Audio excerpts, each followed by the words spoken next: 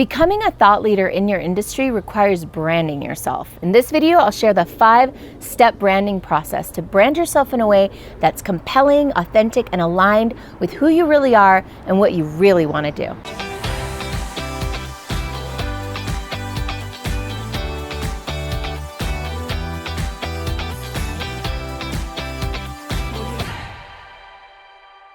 So before we get into how to build your brand as a thought leader, I want to first address why it's important to do this. First of all, branding yourself like a thought leader brings in opportunities, inbound opportunities.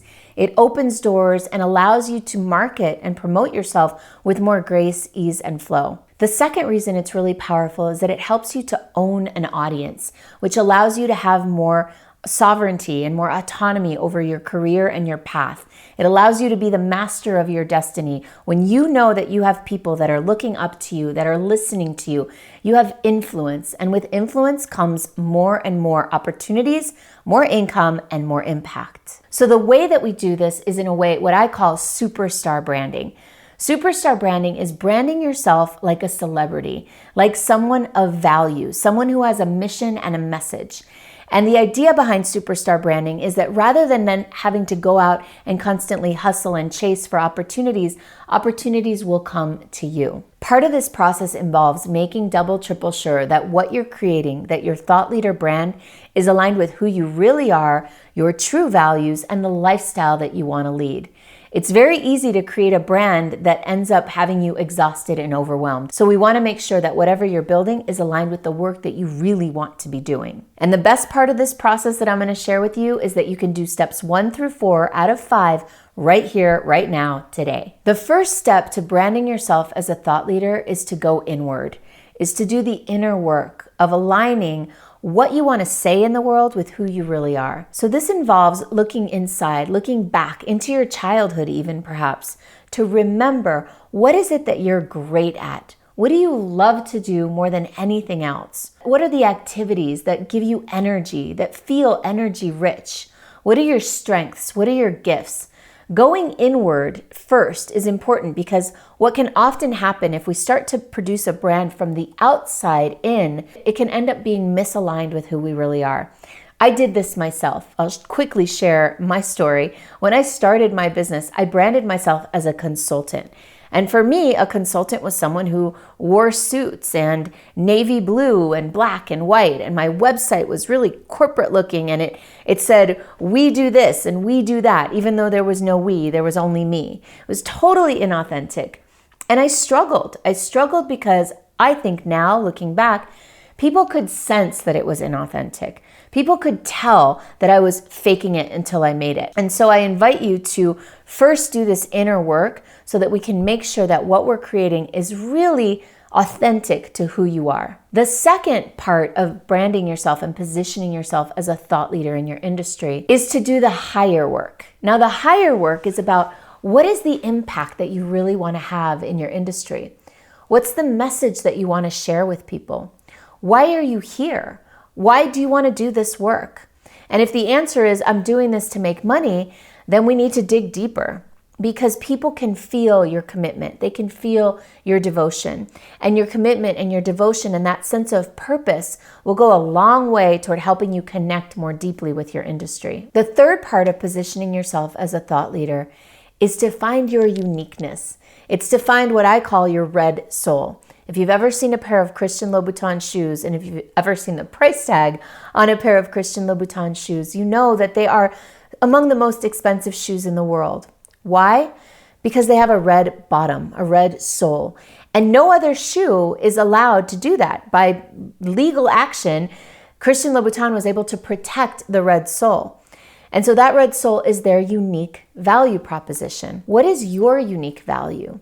What do you do special or different? How is what you do unique? Sometimes people can get stuck trying to figure out what is my red soul? What is my unique value proposition? Here's an easy way. Here are 2 really easy ways to find it. The first is if you have a unique methodology, even if you've learned from a variety of different areas, if you've put these things together into one unique process or system that only you do, then put a name on it. Call it something, make it a trademark, make it something that's uniquely yours. That's what we did with Superstar Branding. There are so many people out there that do branding. There are so many people out there that teach the kind of things that we teach. But I've developed over the last 12 years a very unique process, a very unique system and approach to this branding conversation. And so what did I do? I called it Superstar Branding, and now it's mine. Now I am the creator of the Superstar Branding methodology. What have you created? A second way to look at what makes you unique is to look at your story, your history, your background. A lot of times our story can be the foundation for something very unique that we've done or that we can produce. So I'll give you an example. I have a client named Itamar Urdaneta. And when she came to me, she wanted to become a professional speaker. She was in the financial industry, she was a banker, and she wanted to figure out how to position herself to be special and unique. Well, in talking to her and learning about her story, I found out that she had gotten her and her husband into over $1 million worth of debt in secret. He didn't know about the debt.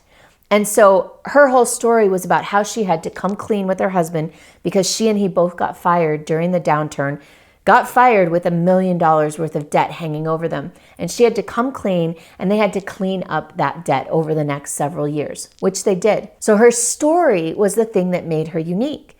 So she sat down for about 2 months and wrote out her story and self-published a not very long book called Casada, Próspera y Feliz in Spanish, and that means married, prosperous, and happy. That was her unique value proposition, her story. Her story became the basis for her thought leadership, for her book, and for her speaking career, because she hosted her own event a few months after launching her book, and someone came to her event and asked her to come speak at his church, and from there, she also got speaking engagements all over Latin America.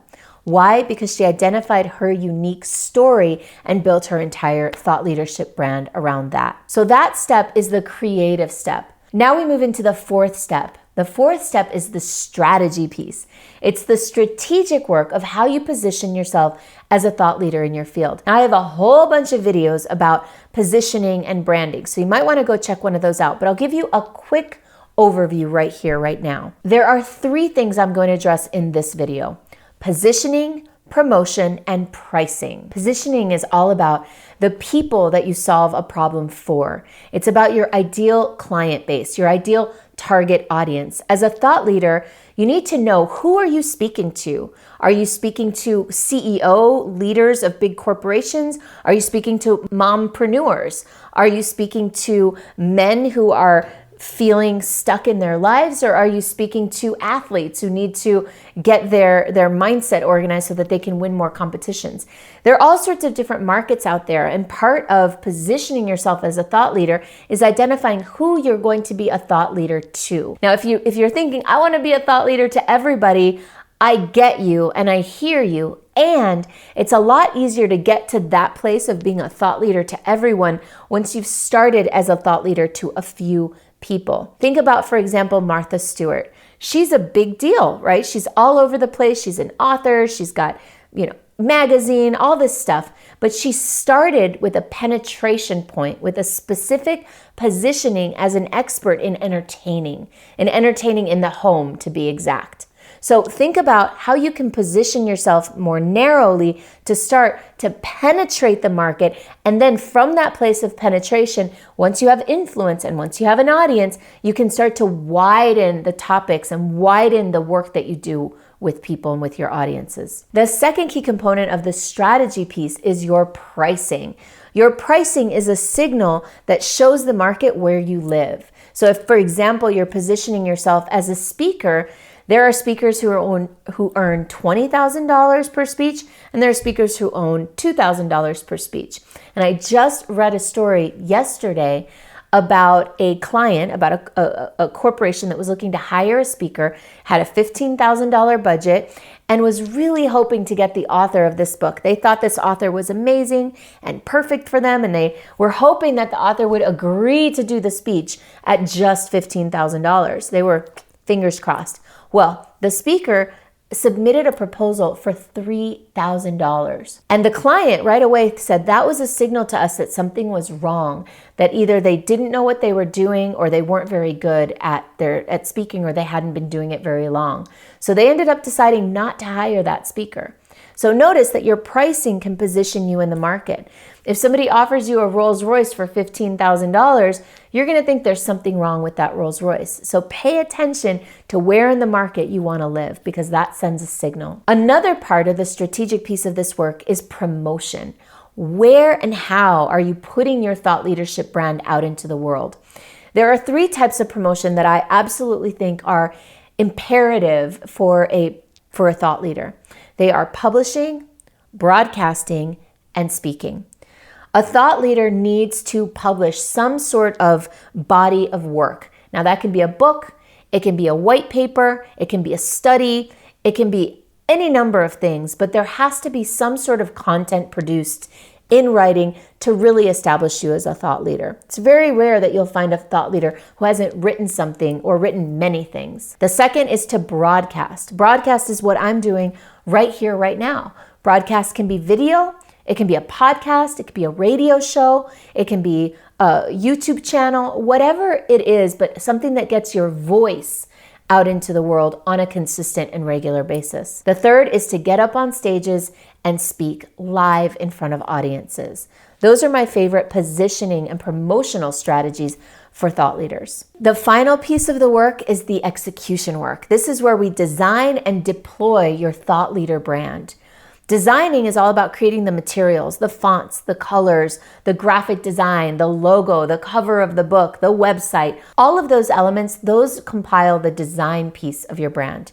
And then there's the deployment of your brand. So deploy is all the ways that you put your brand out into the world on a consistent basis. I hope this video was helpful for you in understanding how you can position yourself as a thought leader in your industry. Of course, this is only a few minutes long, and this is the work that we do all the time. So if you're interested in going deeper and perhaps working with me and my team on positioning you as a thought leader, then go book a discovery call. Click on the link below, it's free, and I promise whether you work with us or not, you will get value out of having a conversation and getting clarity on your next steps. Good luck.